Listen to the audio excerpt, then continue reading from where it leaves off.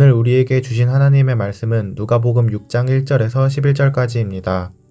안식일에 예수께서 밀밭 사이로 지나가실새 제자들이 이삭을 잘라 손으로 비비어 먹으니 어떤 바리새인들이 말하되 어찌하여 안식일에 하지 못할 일을 하느냐. 예수께서 대답하여 이르시되 다윗이 자기 및 자기와 함께한 자들이 시장할 때에 한 일을 읽지 못하였느냐. 그가 하나님의 전에 들어가서 다만 제사장 외에는 먹어서는 안 되는 진설병을 먹고 함께한 자들에게도 주지 아니하였느냐. 또 이르시되 인자는 안식일의 주인이니라 하시더라. 또 다른 안식일에 예수께서 회당에 들어가서 가르치실새 거기 오른손 마른 사람이 있는지라. 서기관과 바리새인들이 예수를 고발할 증거를 찾으려 하여 안식일에 병을 고치시는가 엿보니 예수께서 그들의 생각을 아시고 손 마른 사람에게 이르시되 일어나 한가운데 서라 하시니 그가 일어나 서거늘 예수께서 그들에게 이르시되 내가 너희에게 묻노니 안식일에 선을 행하는 것과 악을 행하는 것 생명을 구하는 것과 죽이는 것 어느 것이 옳으냐 하시며 무리를 둘러보시고 그 사람에게 이르시되 내 손을 내밀라 하시니 그가 그리하매 그 손이 회복된지라. 그들은 노기가 가득하여 예수를 어떻게 할까 하고 서로 의논하니라. 아멘. 예수님께서 이 땅에 오셔서 하나님 나라를 전파하시고 많은 사역을 하시는 가운데 바리새인과 서기관들이 만든 율법주의에 대해 많은 비판을 하셨습니다. 율법을 주신 하나님의 정신을 왜곡하고 율법 그 자체만 지키는 것에 급급하여 하나님 나라의 참된 가치를 상실하였기 때문입니다. 그들은 하나님을 섬긴다는 명목하에 율법 조항들을 만들고 사람들을 정죄하여 인생의 무거운 짐을 지어 주었습니다. 그중 안식일은 율법주의의 결정체였습니다. 하나님께서 모세를 통해 이스라엘 백성들에게 주셨던 10계명 중 4계명에 안식일을 기억하여 거룩하게 지키라고 명령하셨습니다. 하나님께서 6일 동안 창조하시고 7째 날에 쉬셨던 것처럼 엿새 동안 힘써 일하다가 7째 날은 아무 일도 하지 말고 창조주 하나님을 기억하며 경배하는 날로 지키라는 것이었습니다. 그런데 당시 유대인들은 아무 일도 하지 말라는 여기에 집착해서 안식일에 하면 안 되는 일을 39가지로 세분화해서 지켰습니다. 바느질부터 시작해서 밭 가는 일, 수확하는 것, 곡식단을 묶는 일, 타작, 또 곡식을 까부는 일, 불을 끄는 일, 불을 켜는 일, 망치질, 마지막 39번째가 물건을 한 곳에서 다른 곳으로 옮기는 일이었습니다. 만일 이것들을 행하여 안식일을 어길 시에는 우상 숭배자로 여기고 돌로 쳐 죽여도 좋다는 율법이 있을 정도로 엄격했습니다. 심지어 더 엄격하게 금욕 생활을 했던 에세네파에서는 여기에 더 확장해서 300가지 규정을 만들어 안식일을 지켰다고 합니다. 그들은 안식일에 500m 이상 움직여서는 안 되었습니다. 한마디로 꼼짝 말고 있어야 했습니다. 그들은 이것으로 안식일을 거룩하게 지킨다고 생각한 것입니다. 처음엔 다른 일보다 하나님을 예배하는 일에 집중하자는 의도에서 만들었을지 모르겠으나 결과적으로 그들이 만들어낸 율법 조항으로 안식일을 규정하신 하나님의 뜻은 왜곡되었고 안식일을 다른 날보다 더 고통스러운 날로 만들었습니다. 이에 예수님이 오셔서 안식일의 참된 의미에 대해 가르쳐 주셨습니다. 오늘 본문은 이 안식일에 대한 예수님과 바리새인과의 논쟁을 다루고 있습니다. 먼저 바리새인들은 예수님의 제자들이 안식일에 밀밭을 지나갈 때 이삭을 잘라 손으로 비벼 먹는 것을 보고 예수님께 항변합니다. 밀밭을 지나갈 때 이삭을 자른 행동이 안식일에 하면 안 되는 일 중 세 번째 수확하는 일에 해당되었기 때문입니다. 이에 예수님은 다윗이 사울 왕에게 쫓겨 다닐 때 성전에 들어가서 제사장들만 먹을 수 있었던 진설병을 먹은 전례에 대해 이야기하십니다. 엄연히 율법을 어긴 것이지만 하나님은 오랫동안 도망하며 허기져 있던 다윗에게 진설병을 허락하셨습니다. 여러분, 다윗은 유대인의 조상 아닙니까?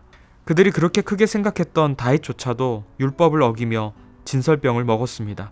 그것 때문에 하나님이 다윗을 이스라엘 왕에서 탈락시키셨습니까?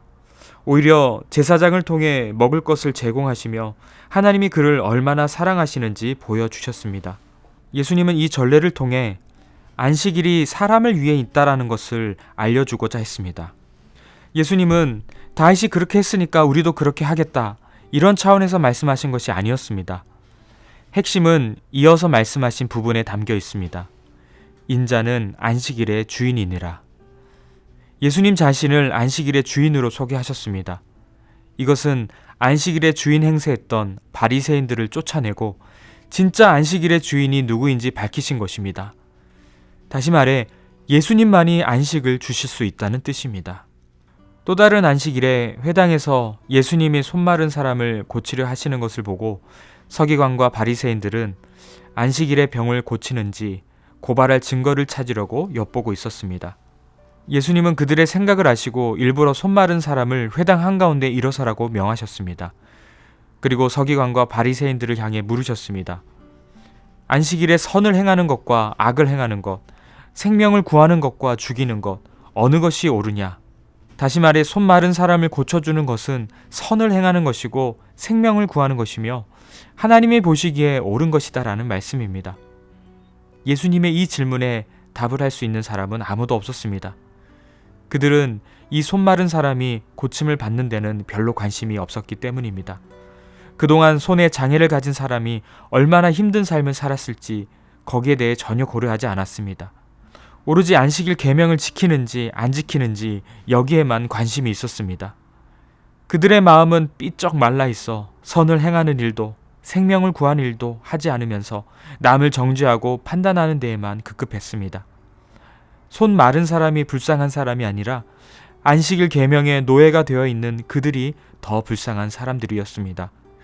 그들은 안식일을 잘 지키기 위해 규칙과 제도를 만들긴 했지만 실제로 안식을 얻지 못했습니다.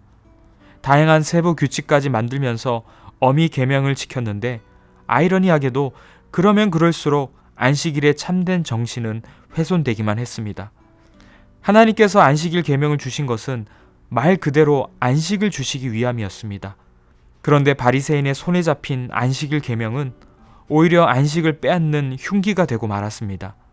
사람들의 배고픔을 외면하는 도구가 되었고 병자의 아픔을 방치하는 도구가 되었습니다.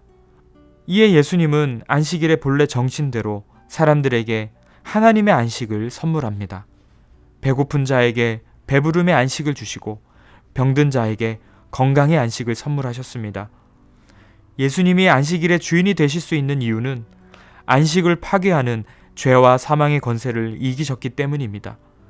예수님이 우리를 죄에서 구원하시는 분임을 믿고 우리의 인생의 주인이심을 고백할 때 참된 안식을 누릴 수 있습니다. 예수님이 부활하신 이후부터는 안식 후 첫날을 주일로 지키고 있습니다. 예수님의 십자가 죽으심과 부활로 우리에게 참된 안식을 주셨기 때문입니다. 날짜는 바뀌었지만 안식일을 제정하신 하나님의 뜻을 우리는 마음에 새겨야 할 것입니다. 혹시 주일을 단순히 일하면 안 되는 날이라고 생각하지는 않습니까? 이런 관점에서 교회 봉사를 바라본다면 우리는 주일에도 쉬지 않고 일하는 것이 될 것입니다. 안식일의 주인 되신 예수님을 믿는 우리라면 주의 날, 주님이 내 인생의 주인 되심을 고백하고 그 주님으로 충분히 만족할 때 나의 몸과 마음, 시간과 물질을 아낌없이 기쁨으로 드리게 될 것입니다. 바리새인들은 누구보다 하나님에 대한 충성심이 강했던 사람들입니다. 그들은 누구보다 율법을 잘 지키고자 애썼습니다. 그런데 그렇게 하면 할수록 하나님의 은혜와 사랑이 나타나는 것이 아니라 오히려 율법의 짐만 더욱 무겁게 짊어졌고 냉혹하고 무자비한 사람들로 바뀌었습니다. 은혜와 충성으로 시작했으나 무자비와 사랑 없음으로 마치게 되었습니다. 안식일의 주인이 예수님이 아니라 자기 자신이었기 때문입니다. 오늘 우리도 은혜에 무감각해져 있을 수 있습니다. 우리의 심령이 메마른 상태로 주일에 나와 예배 드릴 수 있습니다. 예수님 믿고 처음엔 구원의 은혜에 감격하다가 점차 은혜는 사라지고 내가 인정받기 위해 이것도 해야 하고 저것도 해야 된다는 식의 율법의 짐만 점차 지게 됩니다. 그런 짐을 질수록 은혜는 사라지고 나와 다른 이들을 향해 사랑 없는 행위만 나타나게 될 것입니다. 서로에 대한 무관심이나 말씀에 대한 정죄로 함께 누려야 할 안식을 온전히 누리지 못할 것입니다. 바리새인이 율법 조문에 집착했다면 예수님은 사람의 아픔을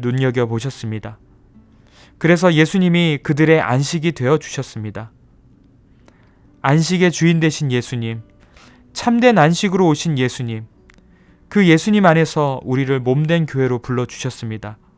우리 서문교회가 그 머리 되신 예수님 안에서 참된 안식의 공간이 되길 바랍니다. 영혼을 소중히 여기는 교회가 되길 간절히 소망합니다. 다수가 아니라 소수의 목소리에 귀 기울이고 힘들고 아파하는 자들의 안식처가 되어주길 소망합니다. 바라기는 주일 예배를 통해 선포되는 영의 양식으로 구원의 은혜를 만끽하고 사랑의 섬김과 은혜의 교제를 통해서 인생의 곤고함과 아픔 가운데 있는 사람들이 치유받고 회복되는 서문교회가 될 수 있기를 주님의 이름으로 축복합니다. 함께 기도하실 첫 번째 기도 제목은 우리를 구원하신 예수님으로 말미암아 참된 안식과 평안을 누리고 사랑의 헌신과 기쁨의 교제를 나누는 복된 주일 되게 하소서. 두 번째로 오늘 있을 사역부서장 워크숍을 통하여 맡겨진 사역을 잘 감당하게 하시고 주님의 몸된 교회를 아름답게 세워가게 하소서. 이렇게 기도하신 후 개인적으로 기도하시기 바랍니다.